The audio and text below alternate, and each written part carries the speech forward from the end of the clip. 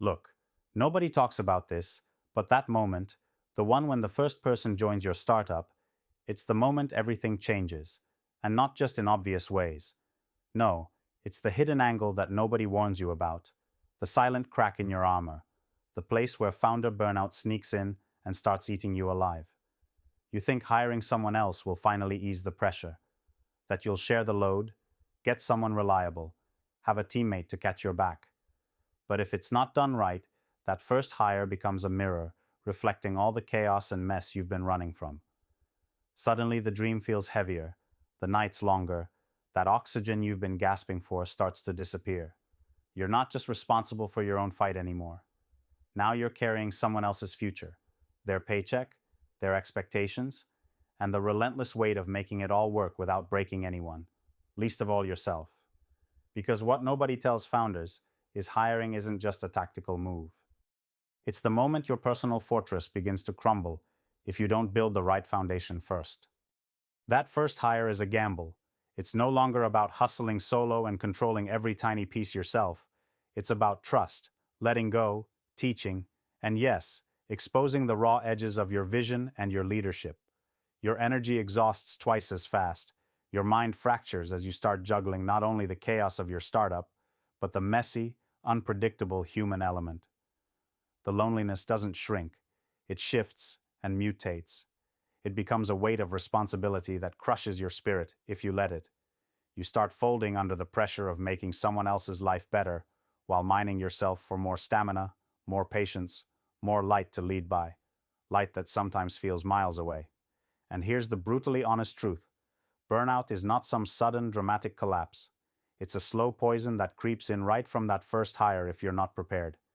It tricks you into thinking you can do everything, that you have to be the perfect founder, the perfect boss, the perfect leader, the rock in the storm, when all it's really asking is for you to let go of your limits, your pride, your obsession with control. Instead, most founders fall into the trap of doubling down on the hustle, grinding harder, pushing longer, trying to compensate for everything they suddenly can't manage alone. The result? You burn faster because you never stop running. And when the end comes, it's not with a bang, but a whisper. A quiet retreat inside yourself. A numbness that makes every decision feel like climbing a mountain. So what if it didn't have to be this way? What if that crucial first hire could become not your breaking point, but the moment you truly start to break through? The key here is not hiring anyone just to fill a gap. No, it's about finding the exact person who plugs into your vision like a missing piece of a puzzle you didn't even know was incomplete. Not just skill, but soul, mindset, and relentless grit that complements yours and challenges you in all the right ways. This is where most founders stumble. They hire skills, resumes, or convenience, and forget to pay attention to alignment on purpose and values that keep the fire alive. If the first hire doesn't get that shared hunger, that refusal to settle for comfort, they'll drain your energy more than they add it.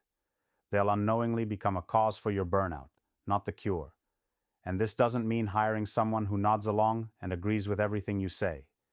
It means finding the rare type who dares to push back, to question, who challenges your ideas and forces you to be better. Because the worst thing a first hire can do is mirror your doubts and amplify your fears, making leadership feel like a lonely fight within your own team.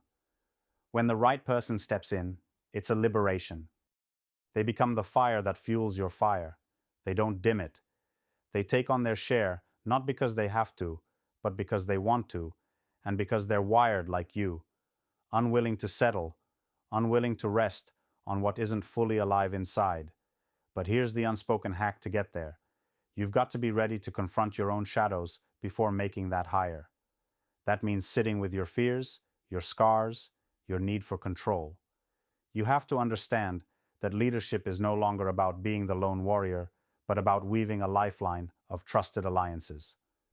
Building real trust is like building a muscle, slow, difficult, and painfully honest.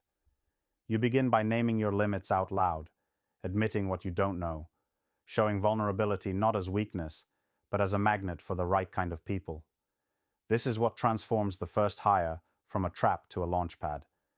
When you lead like a human, with clarity of your own raw edges and edges sharpened by relentless self-awareness, your first hire feels less like a threat and more like a lifeboat. Beyond that, the mindset shift necessary to avoid burnout here is radical but simple. Detach your worth from your control. You don't need to be the person who does it all or fixes every mistake. It's okay to distribute responsibility and, importantly, to tolerate the chaos that comes with it. Growth is messy. Real progress requires you to accept imperfect execution, to embrace conflict and discomfort as signs of living and evolving rather than signs that you're failing. This is where most founders choke. They want smooth, clear-cut progress without the messy human interactions this journey demands. The irony? The mess is where the magic lives. Without it, you're just spinning wheels in isolation. Next, embrace intentional alignment rituals early and often. No, this isn't corporate jargon. It's a sacred practice where you and your first hire map out together what winning truly means. Define values, modes of communication, boundaries, work rhythms, and expectations in brutal, specific detail. This is armor against future conflict and fatigue. Too many founders leave these conversations to chance, hoping for connection to grow naturally. But connection is something you build like a muscle, not a plant that accidentally grows. This clarity becomes the oxygen you both breathe in the chaos and is a shield against the burnout trap, where misaligned expectations drain your already limited energy. Also, never forget the power of space. Space to think, to breathe, to fail safely without judgment. That first hire should bring the gift of freedom to your leadership, not add new chains. They must respect your need for autonomy and growth, just as you respect their own. That kind of mutual space creates a rhythm in the startup that feels less like a pressure cooker and more like a shared dance, where momentum builds not from force, but from aligned energy. And there is a brutal but liberating truth. Sometimes the right first hire is not a hire at all. Sometimes it's a partner outside the company, a mentor, or a peer whose wisdom and perspective fill your blind spots and shore up your resilience before you bring in another pair of hands. Founders often rush to hire because they're desperate for relief, but relief built on quick decisions invites burnout faster than you can imagine. Step back.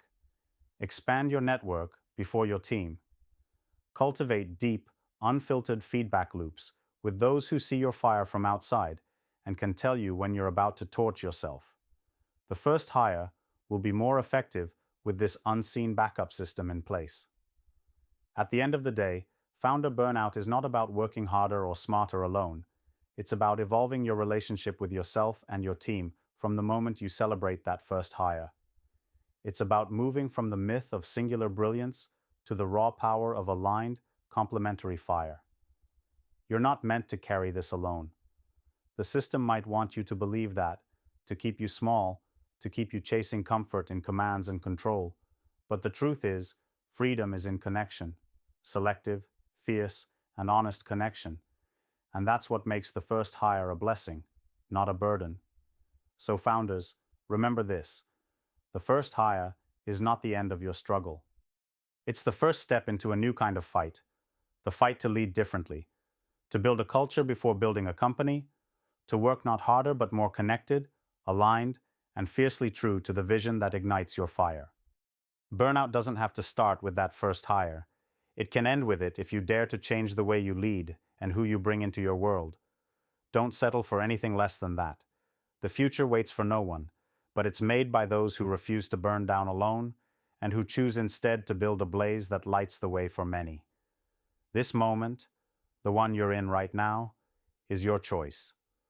Burn under the weight of isolation or rise in the company of those who burn with you. Neither path is easy. Both demand courage.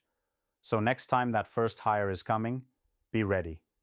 Not just to add a team member, but to redefine what leadership, humanity, and resilience mean for you and your mission. Because that's what frees founders from the silent crisis of burnout and pushes them into the real, raw, unstoppable becoming they were born for.